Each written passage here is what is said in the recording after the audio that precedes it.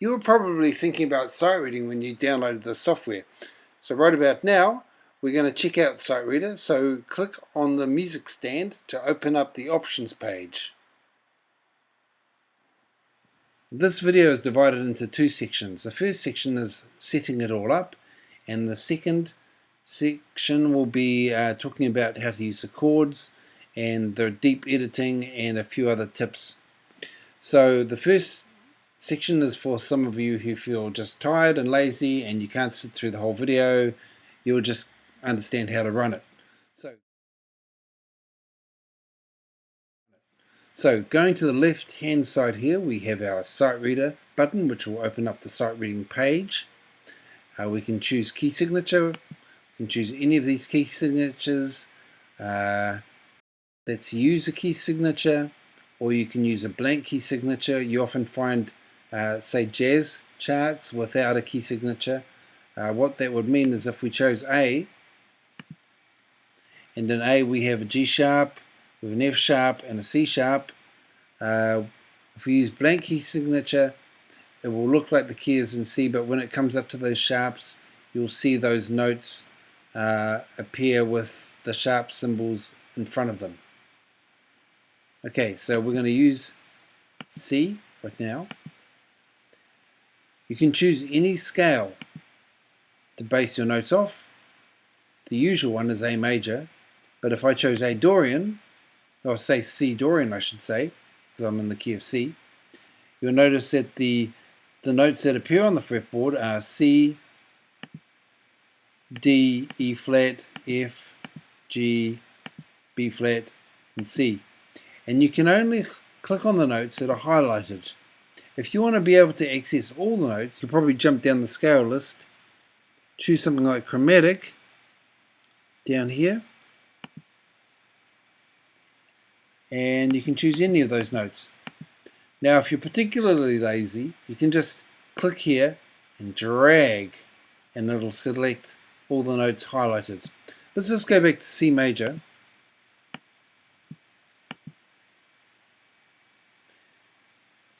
Now, I'm going to just choose a bunch of notes here because we're going to talk about selected note jump. There's two options, random or intervals up to. If I choose one note away, and one note is the note that is chosen first is A, the note that it'll jump to will be B, or it'll stay on A. So that's one note away. If I choose 6 notes away, it's going to jump a maximum of 6 notes away. 1, 2, 3, 4, 5, 6. So it could jump to F from A, or it could jump any of these notes that are within 6 notes away. So that just means that you can control the distance between the notes so you don't freak out. You can choose random for chaos. SightReader will choose any of the notes at random, and good luck to you. Swung eighth notes, when you're using jazz, you click on this and it'll give you the music as dooba dooba dooba dooba. I'm talking about eighth notes. Without it, the eighth notes will be like 1 and 2 and 3 even. You've got main time signature, so you can choose any of these time signatures. Over here you've got presets. I've made some presets here. You can make your own. I'll talk about that in a second. Maybe Crazy Legs Blues. So I click on that and then I press on this triangle called load, and it loads up the presets. These controls here choose which notes are going to appear in your music. Right now in Crazy Legs Blues we have an average choice of 8th notes and 16th notes and nothing else. If I wanted to add some quarter notes or crotchets, I can just click on this blue button. It changes from none to rarely, rarely to average, and average to often, and then often to none. So I might add some of those. I might get rid of this. Down here we've got ties. We can choose how many ties we want, same deal. We've got chord options, which I'll talk about in the second section, and then accidentals. You can choose sharps or flats, or if you're really mental, you can choose flats, sharps, double flats, double sharps. Okay, so let's go see what this looks like in action. Go to SightReader. This opens up our sight reading page, and it's blank right now because we have to generate some music. So we can go to this button, or we can press G, and it'll generate a 2-bar stave of music, original music. It's not particularly complicated. We're in C country hexatonic, which is a country kind of scale, and we've got all these notes here. Now, depending on your level of ability, this may be difficult or easy. If it's difficult, you may want to work out the first bar and then the second bar and then add them together. If you want to play it back, you can press W to play the whole thing, or this button here, or space, which I've just done.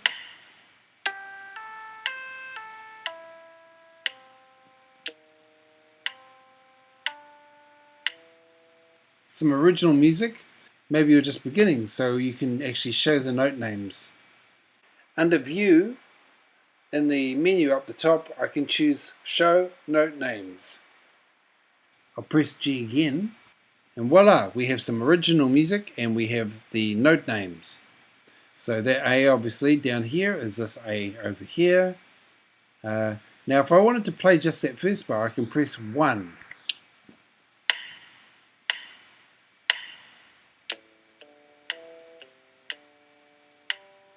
So that will just play the first bar, and if I press 2, it'll play the second bar, and it always has a bit of a lead in.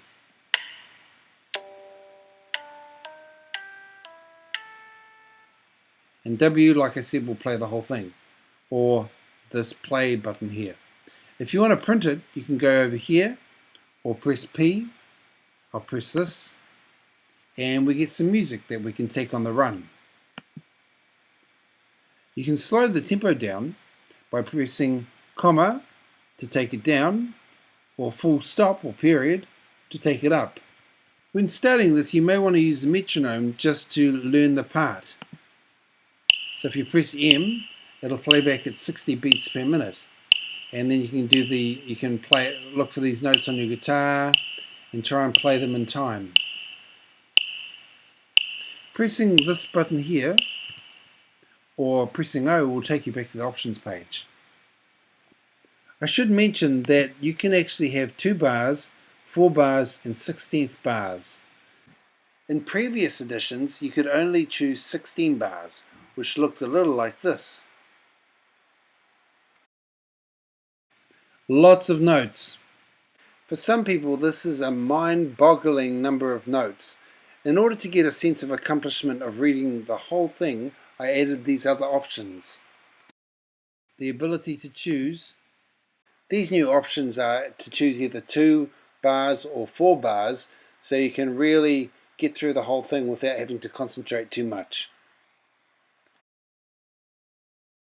This is 4 bars, and you get 4 bars of music.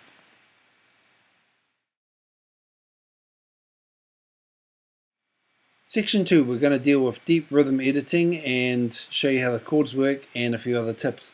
So first of all, these buttons that we chose here actually access another page, and if I click on this, we get all the rhythms available in SightReader, every combination up to 16th notes.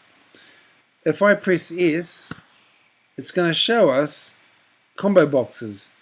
The top combo box is how often these rhythmic figures appear, and the bottom combo box is for the equivalent in rests.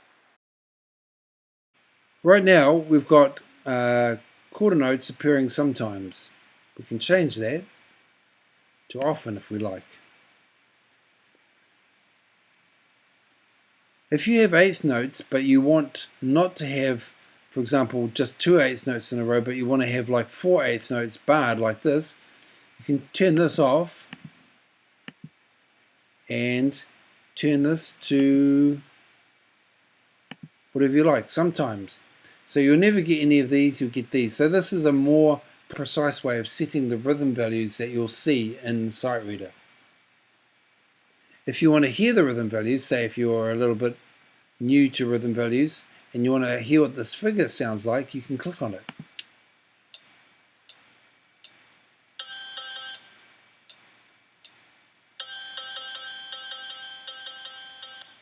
So that just gives you an audio representation of what that rhythmic figure sounds like, which is useful. Let's go back to the original page, and we're going to talk about chords. So you have two chord options here. You have chart chords or you have notation chords. And we're going to access chart chords first. What we'll do here is choose C major, yep. Go to our chart chords. And we can just drag these into this box here.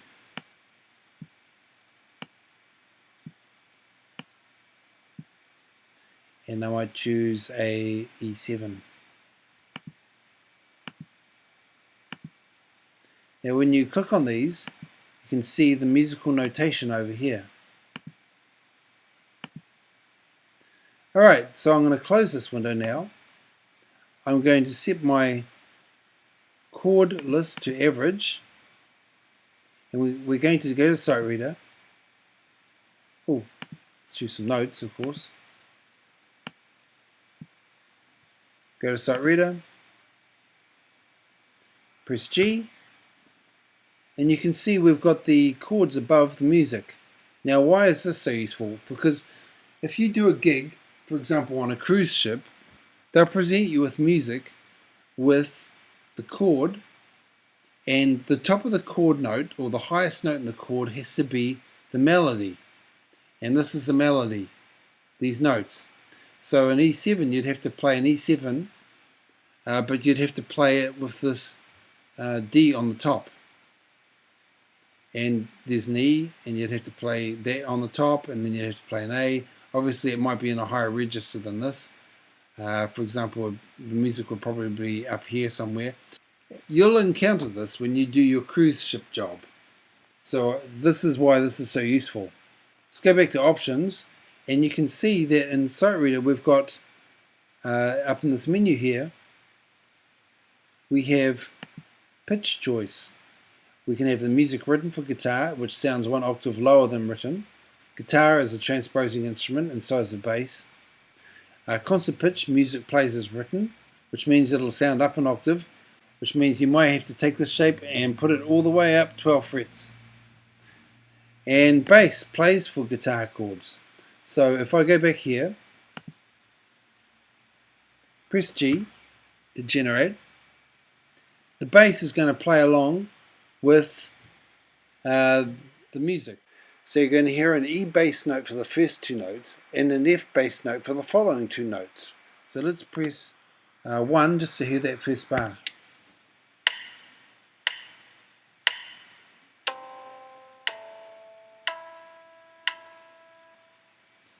I mean, it's not very musical, but it's just, I thought I'd chuck it in there. Let's talk about the other version, which is having actual chords appear in your music. So let's choose notation chords, and we click on notation chords, the actual words, and it'll pull up this menu, and I'm going to choose call chords. This actually accesses chord libraries. Now if I right click on this, I can see the chord library,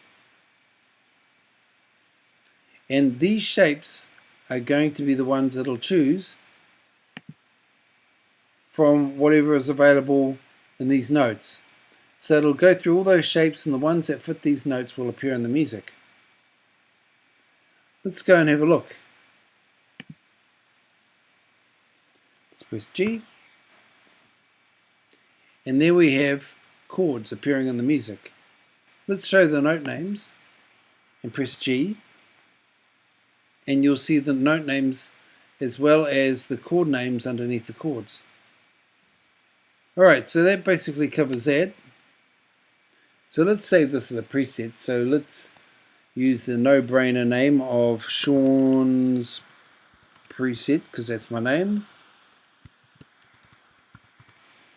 And we use this plus button, which adds it to the list. And if I scroll down here, you can see Sean's preset. If I want to get rid of it, I just click on minus. I click on it and press this minus button. Yes, I want to delete it. So now it's no longer in there. So you can make your own presets. You can import and export your presets from files or from the desktop. You can also get them from the website. For example, if I click on this, it'll open up the community sharing feature and SightReader presets. Here's some I made. I'll make some more. If you send them to me, that would be awesome, because then we can add them. Of course, no SightReader would be complete without the ability to do it for 4-string, 5-string, or 6-string bass. For example, if I click this, load, go to SightReader, press G, you're going to be hearing this in the bass clef. So this tool is exactly right for bass. Let's just go back to guitar. Let me show you a tip on reading rhythms. You can choose one note, for example A, and I've chosen some crazy rhythms here, like just by selecting, I've got like quarter beats happening often, average for these two values. I've got some rests here, and I've got some triplets here. And if I go to SightReader and press G, it's going to be playing just that note in these rhythms, so you can learn to read the rhythms. If you want to spice it up a little bit, you can choose 2 notes and it'll alternate between those 2 notes.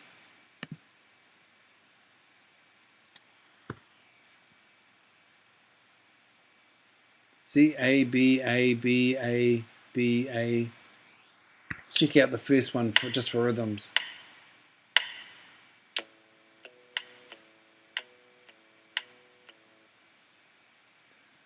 So that's the way you can work on your rhythms.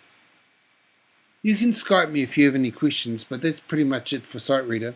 If you're a complete beginner, I would advise going to this tool here, Sight Reading Primer, where you can learn to find the notes on your fretboard. For example, if I press generate, it shows me a note. If I press space, it'll tell me the name and show me where that is on the fretboard.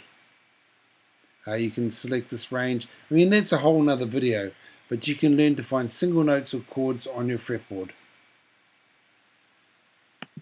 So that's pretty much it from me. So arrivederci, enjoy the other tools, and like I said, if you have any problems, send me an email or Skype me.